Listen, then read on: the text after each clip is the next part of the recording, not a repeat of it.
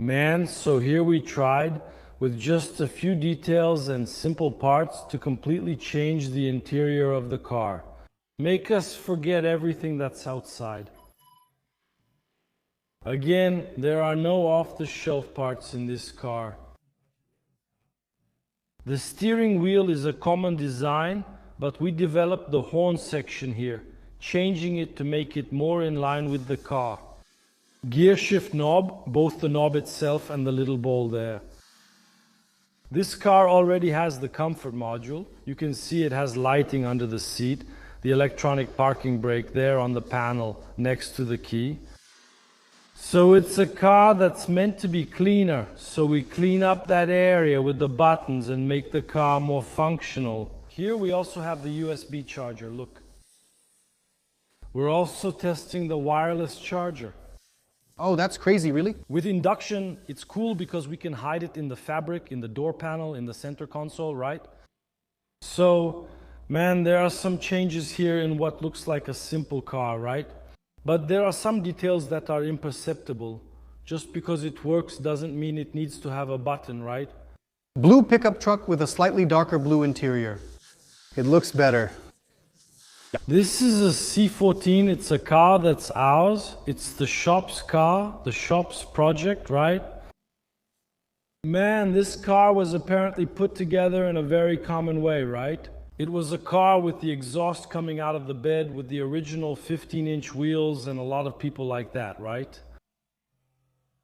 And we tried to change the look of this car a bit, right? So it's a car that uses an MWM 6-cylinder twin turbo, right? So there are two turbos pushing air into the thing. And it was a car with the original exterior look of a C10 C14, right? And the idea was to try to bring that a bit of sportiness to this car, right? Without overdoing it, right? So we tried to make an autocross car, which is a car with big wheels, functional, right? We made the truck bed with a small spoiler there, very subtle. It's here, we can move it and show it. With a small spoiler. We also cleaned up the truck bed using a different bed mounting setup than the conventional one with the trim strips, right? It's a car with a very solid structure, bodywork and all. Is that burnt look on the paint all original to it? Man. It has about 40% original paint, the hood, this front part here. It's all original. There are just a few touch-ups, right? Huh? It's just a few simple touch-ups. Yeah, that's it, just a minor detail. But it's a really cool car, right? A really solid car, you know? Nice, huh, man? Look at the wheels. Check out the detail. He painted it blue. We tried to bring a bit of that autocross vibe, which is something that's not common in Brazil. And it's a really cool car. This car here, since it's built with this mechanical setup, there was no reason not to do this to it, you know?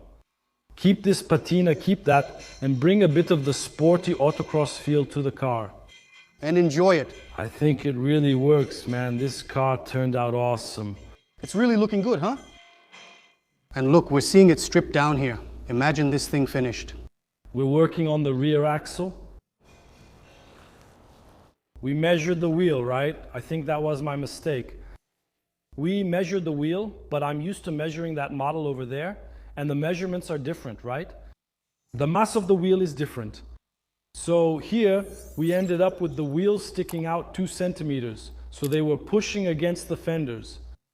And then, so we wouldn't mess too much with the bed, we cleaned the bed, and now we're making the rear axle to put the wheels in place, then finish the assembly. This is a car that is built along the same lines as the F1000. It's a car that doesn't change much, right? But the car's look changes completely. The car's line changes with just a few minor tweaks, right? Very cool. Hey, can we show that thing over there on that chassis, man? Is that okay? Yeah, man, I'm fine with it. Let's go. Let's go. Are you sure? I am, actually. It's cool because sometimes there was a time when I didn't have a workshop, you know? I didn't have a workshop. And we used to see that and think it was the workshop's problem. And that's something that bothers a lot of people, but for some people it's fine too. And that's okay, all right. But we don't have room for that anymore, right? You don't want to repeat that kind of thing anymore. Man. Does it make you look bad? Or do you personally feel bad about doing it? Right, yeah, exactly. Man, I'll tell you, we've been criticized many times for doing sometimes simple details on cars that today we respect, but now it's something we just move past and it's all good, right? It takes some details and we keep processing it. But this here, man, is a car that didn't deserve this, let's put it that way, right? So we have a Marta Rocha, a relatively rare car nowadays.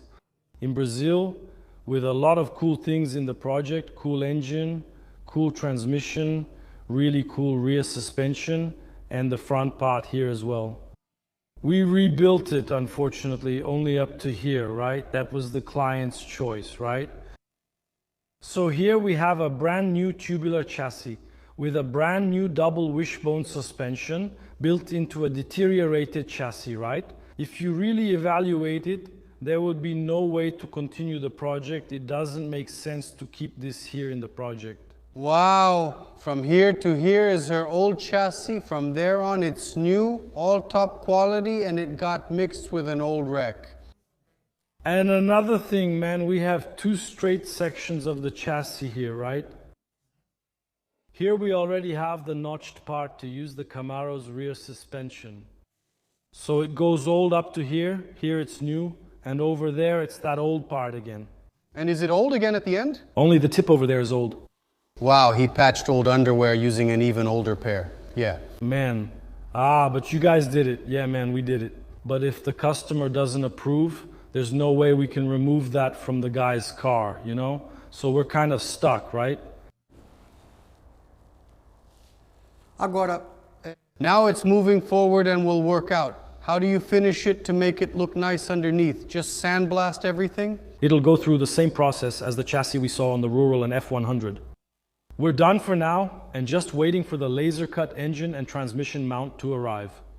You put this together, right? That's a cool thing too. We do the whole design, man. There should even be some parts here. That's crazy, man. But anyway, we put together a design. We basically have a construction detail like this. It's not this one, obviously, but we have a construction detail like this. Look. Awesome, huh? Cool. And so this is a transmission mount, an engine mount. We weld it onto the new subframe and we'll have to weld it onto the old chassis there. After that, it goes to sandblasting, epoxy painting, and we assemble it with the same quality and finish as over there. This is a car that came in for a complete build, right? And with the client, we chose to do only the chassis, then the car will leave. It's from Rio de Janeiro. Was it a considerable saving to do that or not? Compared to the size of the project? That's true, not even close. You already answered, not even close, not even close. Man, the rear suspension is basically the whole mechanical setup from the Camaro, right, man? No. Wow. We have the entire suspension assembly of the Camaro here. We cut the axle here, shortened it so the wheel could fit and all. And wow, we've already done a huge job. It's way too much work. It doesn't make sense. Cutting costs on the chassis, the car skeleton doesn't make sense. Now I wanted to see that truck bed you guys were working on yesterday. Let's go. I saw it here and thought it was really cool. The truck bed is from the F100 Coyote, right? So F100 Coyote with manual transmission, Crown Victoria suspension. Man, a lot of people like this suspension and have heard really good things about it. We got one here, let's say, pretty excited about it. Man. I remember you said that last time you told me, yeah. It didn't work. Hey, take that away, okay? Maybe I'm just so picky that I don't even like this. But we had to do a lot of work to put it in and make it fit the project. So, depending on the project, it might be okay, it might work, but here for us... It didn't work very well? The first and the last. Really? Yes. No, we don't recommend it, no. Too complex? Man, it's cool for someone doing it as a hobby. I'm going to build it at home with a friend who works on this. Let's put the axle in and do it. It'll work.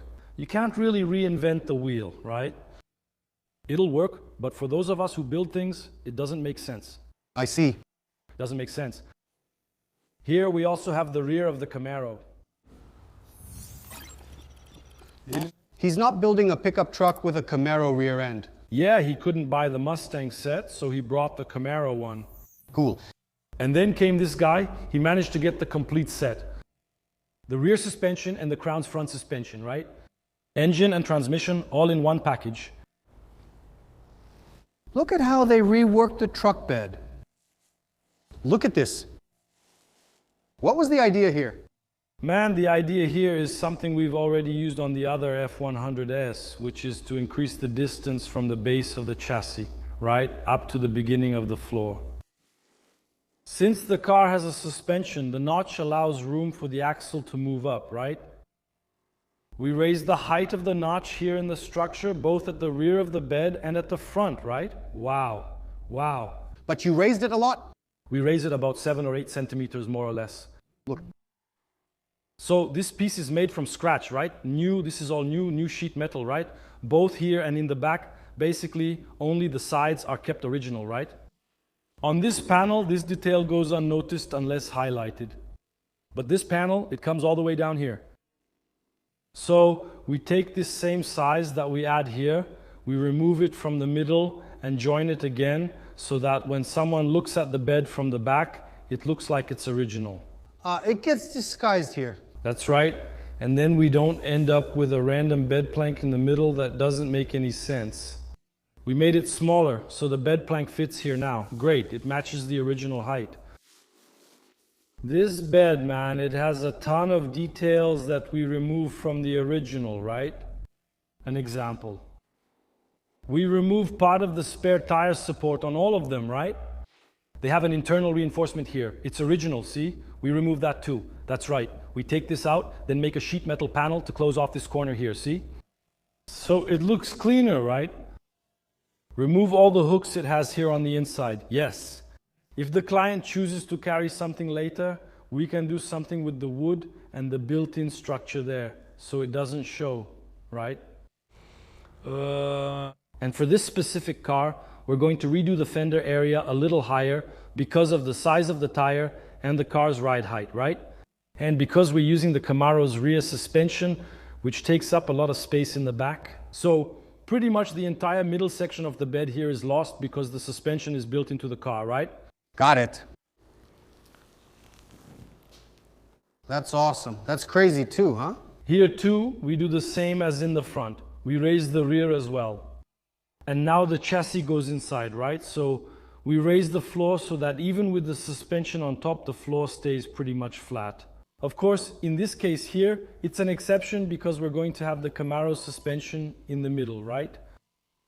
Here too, Lucas, we remove all the seams from the truck bed and make it look cleaner.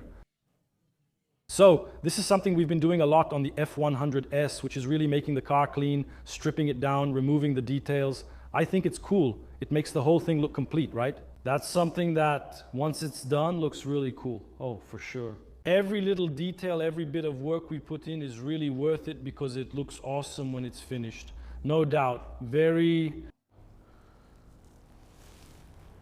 This is the steering wheel we're developing. We're developing this in-house, right? We already have this design, but it's common. We ran an initial test here. So we'll be able to make a specific steering wheel for each project. So, like here in the C10 project, we decided to use this model with wood. But here we can use whatever we want and make whatever design we want here. And imitating a wheel, some detail from the front of the car. Anyway, with this, we can bring even more detail to the construction of the car. So, a big billet aluminum steering wheel. Lightweight, right? This is a Marta Rocha. It's a car from another shop that came to us just to do the engine bay detailing. Oh, really? So we don't touch anything outside the car, right? They designed and developed the entire project. So we're just gonna make both fenders rounded here. It has a 454. It's a really big engine from the Chevrolet line. So we're going to make both fenders rounded here, right? To finish off the wheel. And we're going to recreate the fenders. You messed up. Careful, man, careful. And we're going to not replicate, no. We're going to redo one of the fenders. Look, you can see this one here. That's different from this one. Is it different? That one is the standard. So we're going to have to take this apart here. Actually, that's something we do a lot, measuring. It's not common for us to get a project like this, right? But we look at what happened before so we can try to improve and make both sides the same. So we drilled to see how much material there was, what details were here, and measured. And now we're going to first make the edge of the fender, then rebuild it. After that, make the inner fenders here. And we're going to make its firewall too. After that, it's a car that's good to go. If it weren't for the reconstruction of this fender here, it would be done. Probably done. It was probably done. That's it, man. Since it's a car that's not in our daily schedule, right? We have trouble. It's hard to fit it in when there's a problem like this, right? So we've done this a lot. That's why we have so many projects. That's why we're changing a lot. So today we can't do it. We did this one because we have a strong respect for the people who are making the car, right? Otherwise... This is the F100 LS. This car has also been here for quite a while. This car came with a lot of upgrades. So we took it in to do one detail, finished it. The car went back into the waiting line for another job. Did it, came back in again, another one, did it, came back in again, right? The customer is a really nice guy. And at first he didn't want so many changes, right? But as he saw this on other cars, we started doing it on his car. Improvements, improvements. Today it's a car that uses the whole clean engine base setup. Hidden hinges. That's a cool detail too. 4-link in the rear, dual air in the front with big brakes. Anyway, it's a car that has changed a lot since the beginning, since it first came as a project, right? So it was a simple car and it became a major build project. Amazing, huh? Amazing. Here we have the Apache. This car is waiting for us to finish the Marta Rocha so it can enter the build queue, right? It's a really cool car. And this is one of the projects that I think is going to blow people's minds, okay? It's a really cool car. This production car already has a very beautiful design, right? And we managed to make some tweaks and adjustments that I think will make a really nice difference for this car. It's a really beautiful car.